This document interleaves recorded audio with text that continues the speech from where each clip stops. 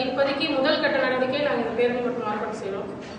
அடுத்தது எங்களோட செயற்குழுவில் பேசி தீர்மானித்து அடுத்தது அதுக்கப்புறம் முதல்வரை சந்திக்கிறத பற்றி நாங்கள் செலவாயிருக்கோம். 1000க்கும் மேற்பட்டவங்க கலந்துப்பாங்க. திமுக அரசு வந்து ஒரு முஸ்லீம் கோயில் செய்யலாம் எந்த அளவுக்கு ஆதாரம் எப்படி நீங்க கரெக்டா சொல்றீங்க? எப்படி கரெக்டா சொல்றோம்னா நீங்க பத்திரிகை நம்பர் உங்களுக்கு தெரிஞ்சிருக்கும். இது மாதிரி ஒரு கேள்வி கேட்குறது எங்களுக்கு ஆச்சரியமா தான் இருக்கு. ஏன்னா 2009ல பாத்தீங்கன்னா 10 பேர் அவங்க வெளியிட்டிருக்காங்க.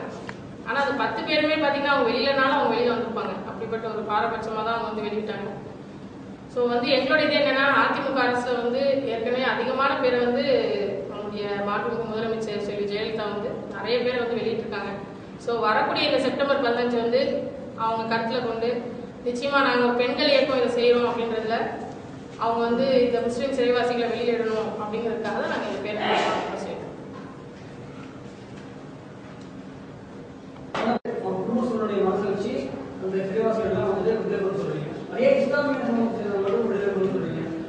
எங்களோட பிரஸ் ரிலீஸ் நல்லா படிச்சீங்கன்னா தெரியும் சார். அதாவது நாங்க இன்னைக்கு பாத்தீங்கன்னா அதிகமாக பாதிக்கப்படுறது இஸ்லாமிய சமூகமா இருக்கு. ஆனா நாங்க வெறும் இஸ்லாமிய சமூகத்தை மட்டும் குறிப்பிடல. எங்களோட பிரஸ் ரிலீஸ்ல கொடுத்துருக்கோம். பாரபட்சமாக எந்த சமூகத்தினர் சேர்ந்தவராக இருந்தாலும் அவங்களையும் பொது மன்னிப்புல விடுதலை செய்ய சொல்லி தான் நாங்க எங்களோட ஆர்ப்பாட்டம் செய்யறோம்.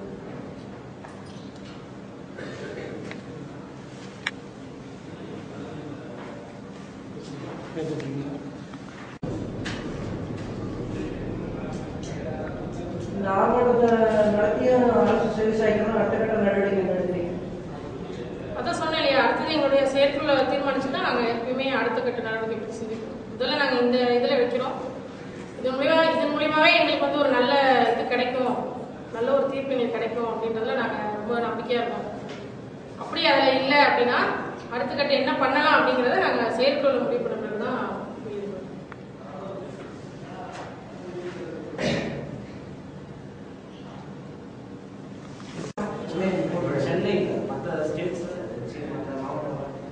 மற்ற மாவட்டங்களையும் வராங்க. இன்னும் எங்களுக்கு வந்து அந்த தகவல் வரல. ஆனால் இப்போ அவங்க மற்ற டிஸ்ட்ரிக்ட்ல வந்து அழைப்பு எடுத்திருக்காங்க. இன்னும் கன்ஃபார்ம் ஆகிட்டு வரல.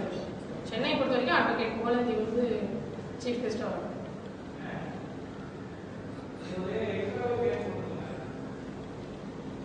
முஸ்லிம் சிறைவாசிகள் அவங்களுடைய குற்றங்கள் வந்து இன்னும் நிரூபிக்கப்படாமலேயே நிறைய பேர் வந்து சிறைவாசத்தை வந்து அனுபவிச்சுட்டு இருக்காங்க. அவங்களுடைய ஆயுள் வந்து ஆயுள் தண்டனை அப்படிங்கிற அப்படி இல்லாமல் விசாரணை கைதியாகவே அவங்களுடைய விசாரணையிலேயே அவங்களுடைய ஆயுள் வந்து கழிஞ்சிட்டு இருக்கு. அதுக்காகவும் எங்களுடைய முதற்கட்ட நடவடிக்கை. எத்தனை வருஷம் சார் பண்ணுவாங்க விசாரணை? நக்சல் தீவிரவாதம் நீங்க சொல்ற வார்த்தையை வந்து முதல்ல தவறு செய்யுது. ஒருத்தங்களை விசாரிச்ச பிறகு அவங்க அந்த குற்றம் செஞ்சுட்டாங்கன்னு சொன்னாதான் அந்த குற்றத்தை பேரை சொல்லி அவங்க சொல்லுவதை தவிர எந்த ஒரு மனிதர் கொலை செய்தாலும் முடிவாவது அவரை தான் கொலையாளின்னு சொல்லணும். என்னை விசாரிக்க கூப்பிட்டு என்ன கொலையாளின்னு சொன்னா அது தவறு புரியுதுங்களா? அப்படி இருக்கும்போது விசாரணைக்குன்னு ஒரு காலகட்டத்தை வந்து நிர்ணயிக்கணும். அந்த விசாரணை காலத்தை தான் இது பண்ணுமே தவிர ஒரு மனிதனுடைய ஆயுள் முழுக்க அந்த ஜெயிலே வந்து கழிக்கக்கூடிய நிலைமையில அதுவும் மனநிலை சரியில்லாம அளவுக்கு அவங்கள உருவாக்கக்கூடிய அளவுக்கு வந்து ஒரு விசாரணை தான் இருக்கும் அப்படின்னா நம்ம ஏதோ தப்பு செய்வோம். அதாவது இந்த தமிழக அரசு ஏதோ சம்திங் டூயிங் ராங் விசாரணை பண்றதுல.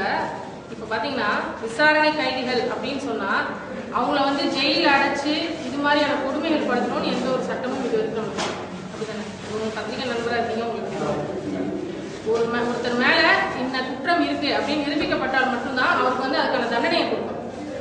அப்போ இன்னைக்கு நம்மளுடைய இந்திய அரசு சட்டம் என்ன பண்ணிட்டு இருக்கு, ஜெயில என்ன நடந்துட்டு இருக்கு அப்படின்னா குற்றம் நிரூபிக்கப்படாமலேயே வந்து அவங்க ஒரு குற்றவாளி என்ற போர்வையில என்ன பண்றாங்க, அவங்களுக்கான தண்டனையை வந்து கொடுத்துருக்காங்க. நாங்க அதை தான் வந்து இங்க வன்மையா கண்டிக்கணும். சரிங்களா? அது முஸ்லிம்கள் மட்டும் நாங்க சொல்லல, யாராகவே இருக்கட்டும், ஒட்டுமொத்த மனித சமுதாயத்தையுமே அது மாதிரி வந்து அவங்க மேல எந்த ஒரு குற்றமுமே இல்லாம அவங்க மேல நீங்க அந்த குற்றம் செஞ்சீங்கன்னு பொதுமக்கள் பேசும்போது அது எவ்வளவு பெரிய ஒரு அவதூறான பேச்சு. அது எந்த அளவுக்கு அந்த மனிதரோட தனிப்பட்ட மனிதருடைய மனசை வந்து புண்படுத்தும் அப்படிங்கறத நம்ம புரிஞ்சுக்கணும். இன்னொன்னு அவங்க எல்லாம் உள்ளதான் இருக்காங்கனாலும் அவங்களோட குடும்பத்தினர் வந்து வெளியில இருக்காங்க. சிந்திச்சு பாருங்க, அவங்களோட குழந்தைகள், அவங்களுடைய தாய்மார்கள், அவங்களுடைய மனைவிமார்கள், அவங்களோட நிலை என்ன? புரியுதுங்களா நான் சொல்றது? பாதிக்கப்பட்டது சட்டம் இருக்கு. மனிதனை வந்து இவ்வளவு நாள் விசாரி